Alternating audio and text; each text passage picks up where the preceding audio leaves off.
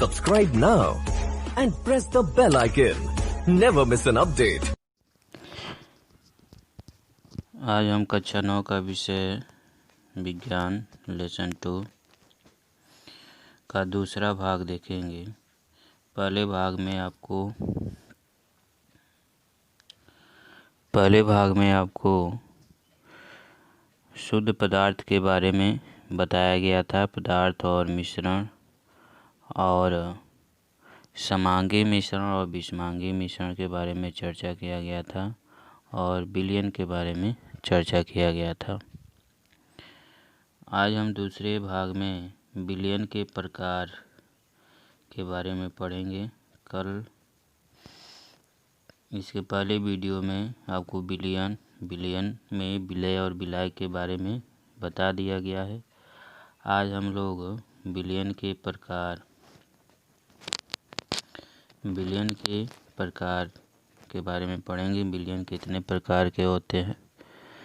जो विलयन जो होता है वह 3 प्रकार का होता है, ठीक है। वास्तविक विलयन, कोलाइडल होता है विलयन और निलंबन होता है। ये 3 होता है, ठीक है।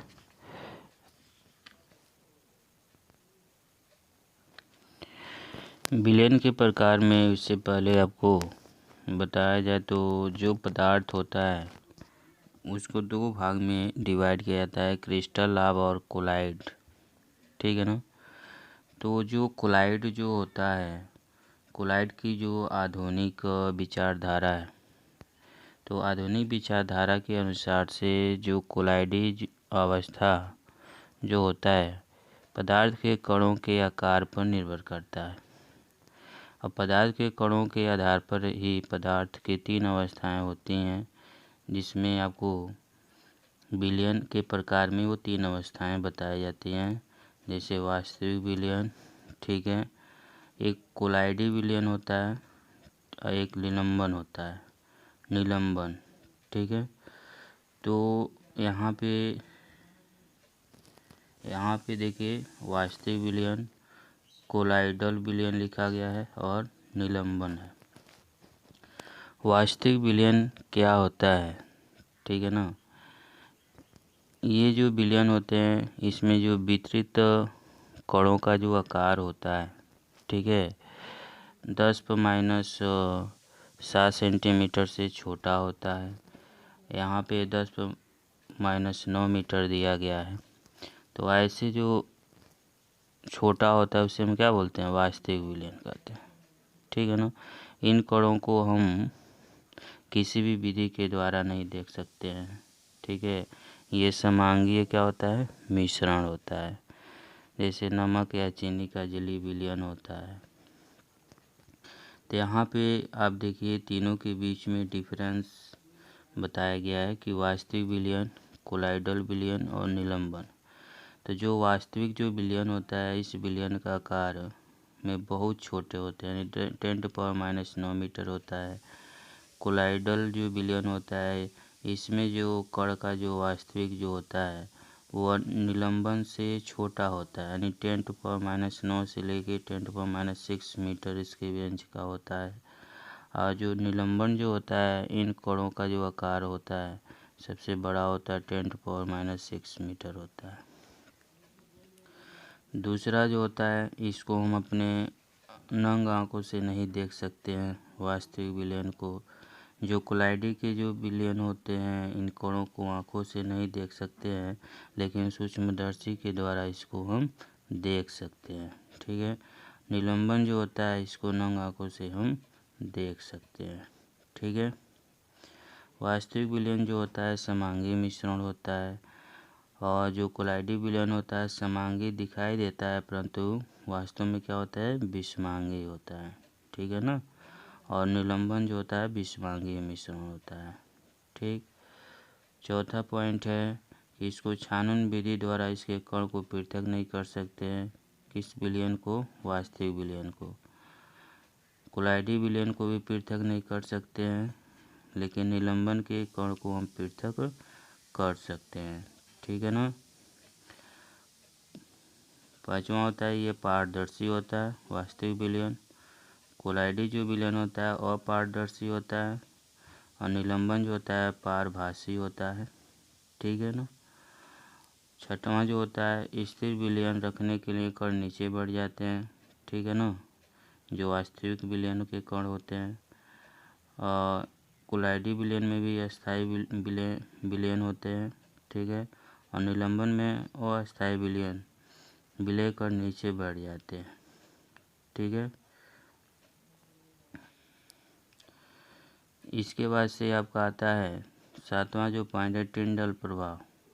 जो आपके वास्तविक जो विलयन होते हैं टिंडल प्रभाव नहीं दिखाते हैं, और जो आपके कोलाइडी विलयन होते हैं वो टिंडल प्रभाव दिखाते हैं, और जो आपके निलंबन होते हैं टिंडल प्रभाव दिखाते हैं और नहीं दिखाई दोनों अवस्था में हो सकता है।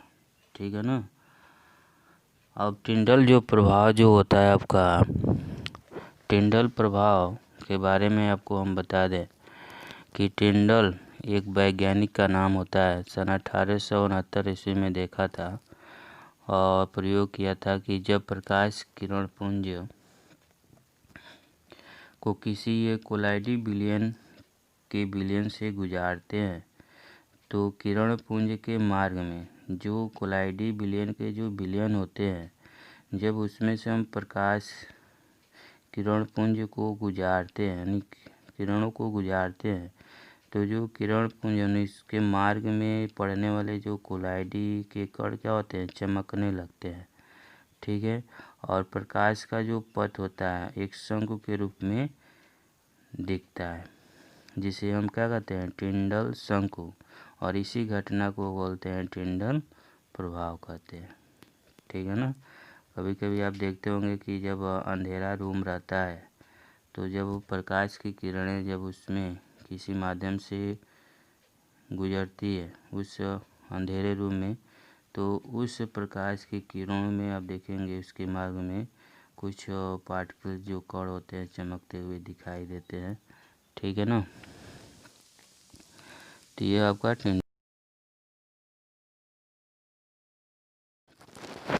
इसके बाद से आपको कोलाइडी निकायों के प्रकार यानी कोलाइड्स विलयन के कुछ समान उदाहरण आपको बताया जाएगा। सबसे पहले हम कोलाइडी जो निकाय होते हैं इसमें दो प्रावस्थाएं होती हैं, फेज जो होते हैं। एक परिक्षिप्त प्रावस्था होता है, एक परिक्षेपण माध्यम होता है। जैसे यहाँ पे देखिए लिखा गया है परिक्षिप्त प्रावस्था और एक आपका लिखा गया परिक्षेपण माध्यम लिखा गया है। तो सबसे पहले हम जान लेते हैं परिक्षिप्त प्रावस्था क्या होता है। ठीक है ना। तो जो परिक्षिप्त प्रावस्था होता है इसमें जो वितरित पदार्थ के जो कण होते हैं इनका जो आकार जो होता है 1 से 100 नैनोमीटर तक होता है, और जो आपका परिक्षेपण माध्यम जो होता है वह माध्यम है जिसमें कण क्या होते हैं, वितरित होते हैं। उदाहरण के लिए समझिए गोल्ड के कोलाइडी विलयन में जो गोल्ड होता है उसका जो कोलाइडी विलयन में गोल्ड के कण क्या होते हैं, परिक्षिप्त प्रावस्था होता है, तथा जल जो होता है परिक्षेपण माध्यम होता है। ठीक है। ठोस, द्रव और गैस में से कोई भी इनमें से किसी भी वितरित होकर कोलाइडी विलयन बना सकता है, परंतु गैस जो होते हैं गैस मिश्रण सदैव वास्तविक विलयन होता है। गैस मिश्रण सदैव वास्तविक विलयन होता है, और द्रव में बने ठोस के कोलाइडी विलयन को सॉल्व कहते हैं। ठीक है। तो इसमें जो परिक्षिप्त प्रावस्था और परिक्षेपण माध्यम की जो भौतिक अवस्था के आधार पर कोलाइडी निकाय निम्न प्रकार के होते हैं। जैसे यहाँ पे देखिए परिक्षिप्त प्रावस्था परिक्षेपण माध्यम लिखा गया है और कोलाइडी निकाय का नाम यहाँ पे लिखा गया है। ये आपका कोलाइडी निकाय का नाम है और उससे रिलेटेड यहाँ पे एग्जाम्पल लिखा गया है। जैसे द्रव और गैस का जो होता है एरोसोल होता है, जैसे आपका धुंध बादल होता है, ठीक है ना। ठोस गैस का जो होता है एरोसोल बोलेंगे, तो यह धुआं होता है आपका। गैस द्रव का जो होता है फोम झाग बोला जाता है। शेविंग क्रीम होता है उदाहरण इसका। द्रव का होता है इमल्सन, जैसे दूध, चेहरा क्रीम, ठीक है। दरवाजा का पेंट होता है, जो पेंट लगाया जाता है, ठीक है ना। ठोस द्रव का होता है सोल होता है, जैसे बालू, गोबर, ठीक है। और गैस ठोस का जो होता है फोम झाग बोलेंगे, जैसे झाग, रबड़ होता है आपका। द्रव ठोस का होता है जेली बोलते हैं, जैसे जेली पनीर होता है आपका। ठोस का होता है ठोस सोल बोलते हैं, जैसे रंगीन रत्न कांच होता है, ठीक है ना। तो ये आपका कुछ कोलाइड्स जो होते हैं, कोलाइड्स विलयन के कुछ सामान्य उदाहरण होते हैं, कॉमन एग्जाम्पल होते हैं, ठीक है ना। ये आपका बताया गया। द्रव का जो हम कोलाइडी निकाय का नाम बताते हैं पायस, वही आपका क्या होता है इमल्सन बोलते हैं, ठीक है ना, पायस या, ठीक है। अब इसके बाद से हमारा पॉइंट आता है मिश्रण को पृथक करने के तरीके। मेथड इसके क्या हैं, कैसे हम सेपरेट कर सकते हैं अगर हमारे पास कोई मिश्रण है तो पहला आपका है वाष्पीकरण। पहला आपका क्या है वाष्पीकरण। मूल उद्देश्य क्या होता है कि यह मिश्रण के दो पदार्थों में से एक पदार्थ का क्या होता है वाष्पीकरण होना। जैसे एक पदार्थ का क्वथनांक दूसरे से क्या होता है कम होता है। इसके लिए सामग्री क्या चाहिए, जैसे रंग डाई जिसका क्वथनांक ज़्यादा है, पानी बीकर वाच ग्लास। जब हम पानी में मिले रंग को गर्म करते हैं तो पानी वाष्पित हो जाता है और रंग वाच ग्लास में रह जाता है, ठीक है ना। तो यह इसका वाष्पीकरण होता है।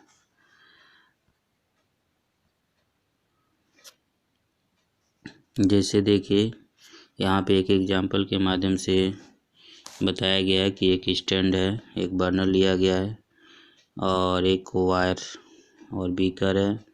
ये वाच गिलास है आपका, और वाच गिलास में आपका स्याही और पानी दोनों का मिश्रण है। जब इसको गर्म कर रहे हैं, ठीक है ना, तो ये वाष्प बन के क्या हो रहा है उड़ जा रहा है। जो स्याही है उसमें पानी भी मिला हुआ है, तो वो क्या हो रहा है वाष्प बन के उड़ जाएगा और रंग हमारा बच जाता है, ठीक है ना।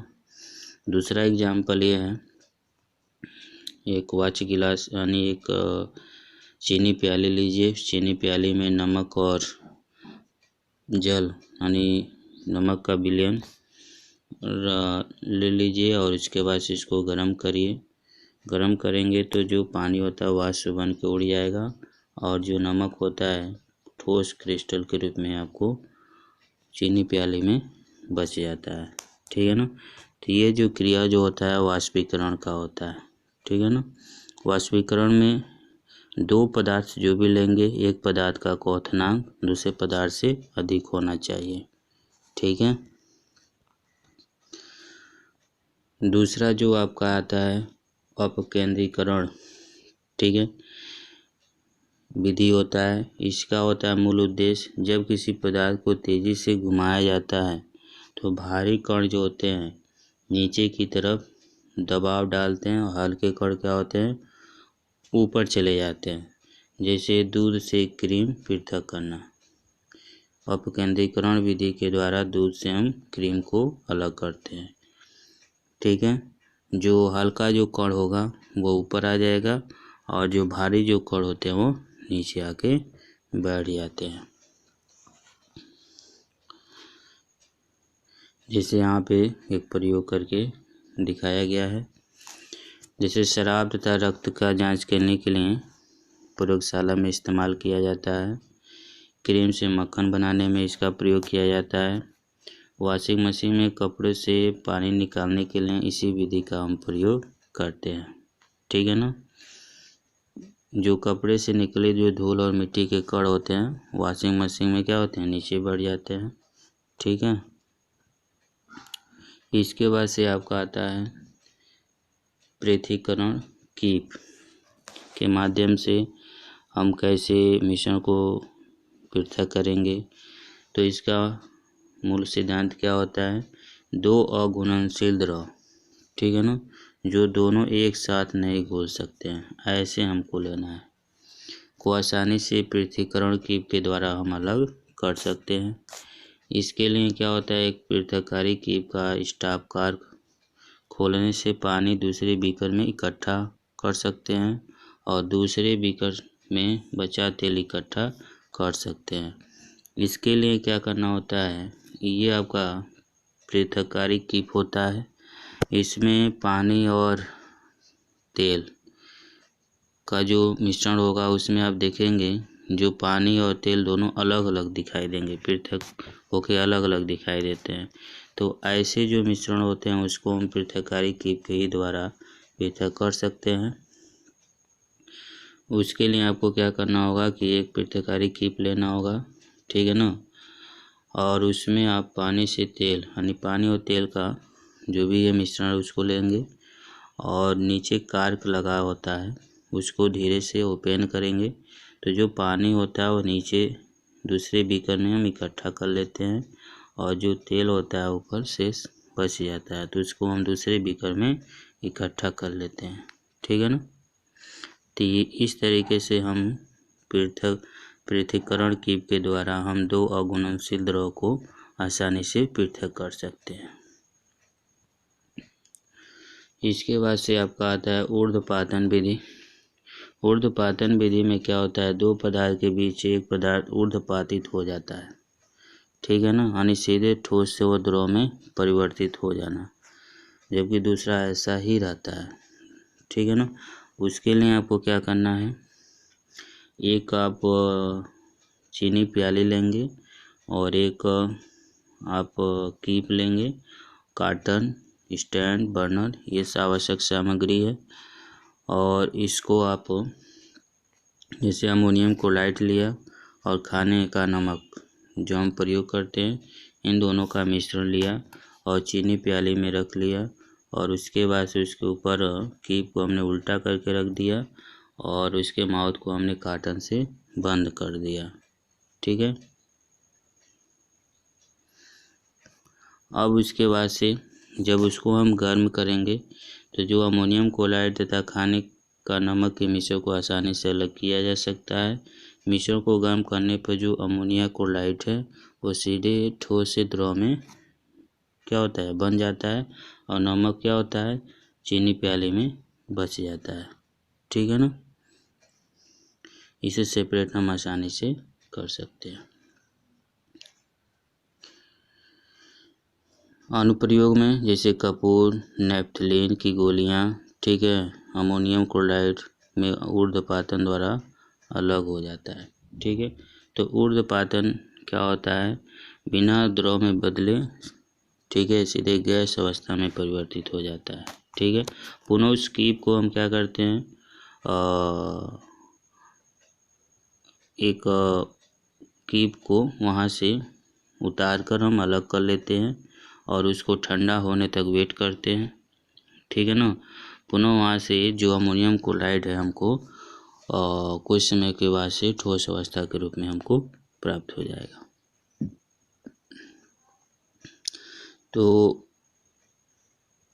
आज की वीडियो में आपको विलयन के प्रकार और कोलाइडी निकायों के प्रकार में और विलयन के प्रकार में कुछ उदाहरण के माध्यम से और कुछ मिश्रण को कैसे हम पृथक करने की विधि यानी कैसे इसको सेपरेट करेंगे, कुछ विधि आपको यानी 4 विधि आपको बताया गया। पहला जो आपका विधि बताया गया वाष्पीकरण की विधि क्या होता है, अपकेंद्रीकरण की विधि क्या होता है, पृथक्करण कीप क्या होता है और ऊर्ध्वपातन विधि क्या होता है, ठीक है ना।